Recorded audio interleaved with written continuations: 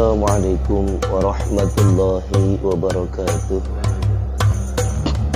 Innal hamdalillah nahmaduhu wa nusallimu ala rasulil karim wa ala alihi wa sahbihi ajmain, amma ba'du.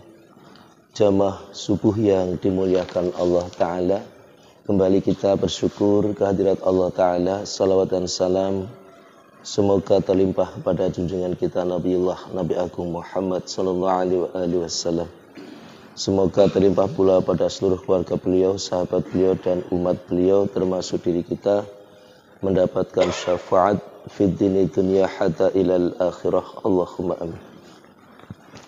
Mari kita lanjutkan pembacaan ayat-ayat Al-Quranul Karim berkait dengan keutamaan menginfakkan harta di jalan Allah. A'udzu billahi minasyaitonir rajim. Bismillahirrahmanirrahim. Man dzalladzi yuqridullaha qardan hasanan fayudha'ifahu lahu ad'afan katsirah. Wallahu yaqbidu wa yabsutu wa ilaihi turja'un. Siapakah yang mau memberikan pinjaman kepada Allah, pinjaman yang baik, menafkahkan hartanya di jalan Allah, maka Allah akan melipat gandakan pembayaran kepadanya dengan berlipat ganda. Dan Allah yang menyempitkan dan yang melapangkan rizki, dan kepadanya lah kamu dikembalikan. Al-Quran Surah Al-Baqarah ayat 245. Keterangan ayatnya sebagai berikut. Menginfakkan harta di jalan Allah Subhanahu wa taala diibaratkan seperti memberi pinjaman. Jika pinjaman pasti akan dikembalikan. Demikian pula halnya dengan membelanjakan harta di jalan Allah. Orang yang membelanjakan hartanya tersebut pasti akan memperoleh pahala dan balasan dari Allah Subhanahu wa taala atas harta yang telah dibelanjakan tersebut. Umar radhiyallahu anhu berkata bahwa yang dimaksud dengan memberi pinjaman kepada Allah Subhanahu wa taala adalah menginfakkan harta di jalan Allah. Ibnu Mas'ud radhiyallahu anhu berkata, ketika ayat ini turun, Abu Dahda Al-Ansari radhiyallahu anhu datang kepada Rasulullah sallallahu alaihi wasallam dan bertanya kepada beliau, "Wahai Rasulullah, apakah Allah meminjam dari kami?" Rasulullah sallallahu alaihi wasallam menjawab, "Benar." Kemudian Abu Dahda radhiyallahu anhu berkata, "Ulurkan tangan engkau yang mulia itu, wahai Rasulullah, untuk saya pegang agar dapat berbaiat kepada beliau." Maka Rasulullah sallallahu alaihi wasallam mengulurkan tangan beliau dan Abu Dahda radhiyallahu anhu memegang tangan Rasulullah sallallahu alaihi wasallam sebagai lambang perjanjian. Dia berkata, "Wahai Rasulullah, saya telah meminjamkan kebun saya kepada Allah. Di kebun Abu Dahda radhiyallahu anhu terdapat 600 pohon kurma. Dan di kebun itulah istri dan anak-anaknya bertempat tinggal." Setelah itu ia pun menuju ke kebunnya, dan setelah memanggil istrinya Ummu Dahda radhiyallahu anha, ia berkata, "Mari kita keluar dari kebun ini, karena saya telah memberikan kebun ini kepada Rabb saya, Allah Subhanahu wa taala."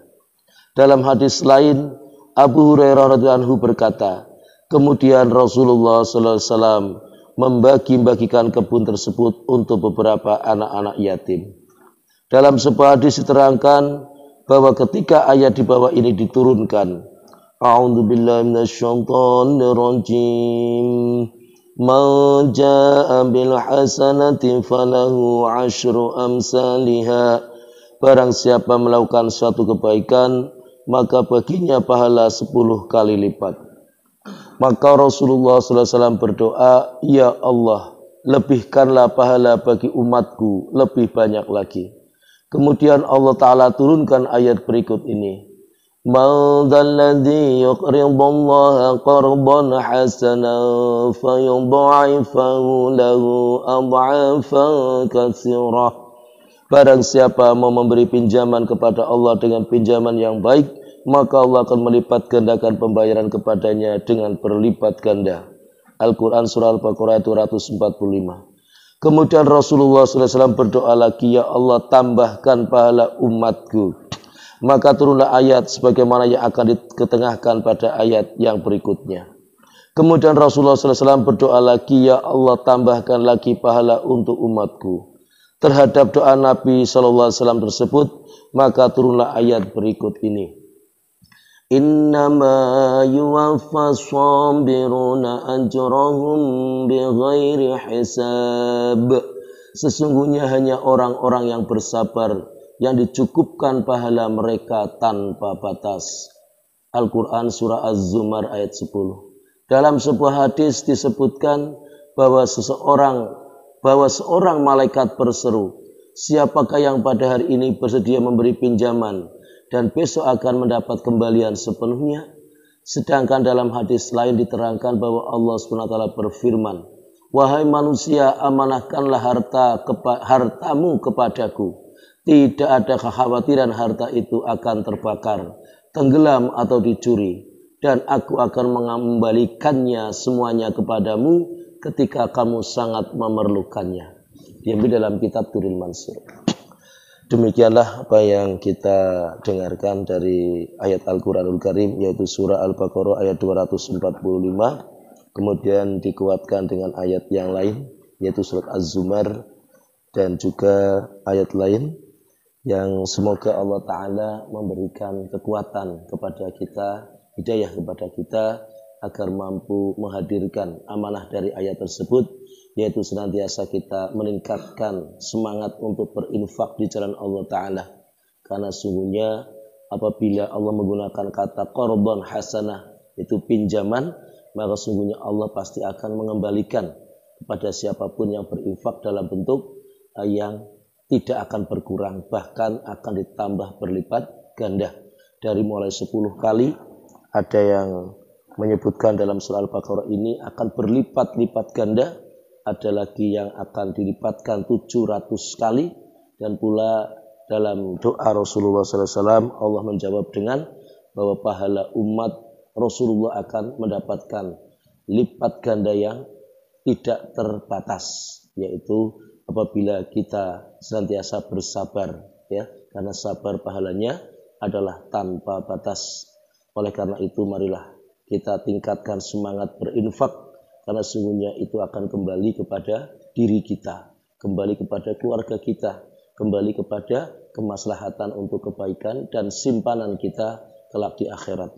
Semoga kita selalu meningkatkan amal sedekah kita, baik dalam bentuk infak, ya, wajib berupa zakat, ya, ataupun dalam bentuk sedekah sunnah yang kita senantiasa tingkatkan ini untuk memberikan keberkahan terhadap harta kita, insyaallah. Demikian, dan mari kita tutup bersama dengan doa kafaratul majlis. Subhanallah wa bihamdi, subhanakallahumma bihamdika, asyhadu an la ilaha illa anta, astaghfiruka wa atubu ilaik. Assalamualaikum warahmatullahi wabarakatuh.